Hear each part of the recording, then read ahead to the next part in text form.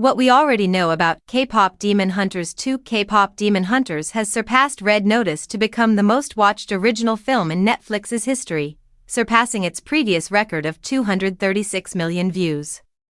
Furthermore, there is now a really excellent film at the top of the list, in contrast to Red Notice. K-Pop Demon Hunters 2 has been updated, and it seems more promising than the previously mentioned Red Notice 2, which is reportedly never going to materialize. According to THR, Sony and Netflix have now begun discussing the sequel. This is distinct from the revelation that Sony was discussing the sequel with filmmakers Maggie, Kang and Chris Appelhans a short while ago. It's a little difficult since you may be wondering why Sony is involved with K-Pop Demon Hunters 2. Sony Pictures Animation, the studio behind the acclaimed Spider-Verse films, created K-Pop Demon Hunters. It was the first picture produced by Sony under a first-look deal for releases intended for streaming as opposed to theaters.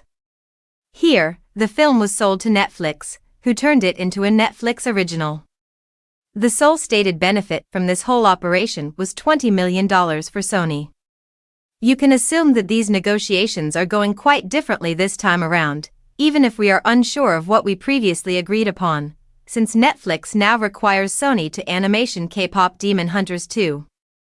However, filmmaker Maggie Kang has discussed the sequel with a select media publications, including Variety, so we do know some of the plans. We have a lot of setup for possible background. It goes without saying that there are many unsolved issues and unexplored regions, but we had to do so since an 85-minute film could only cover so much, Kang added.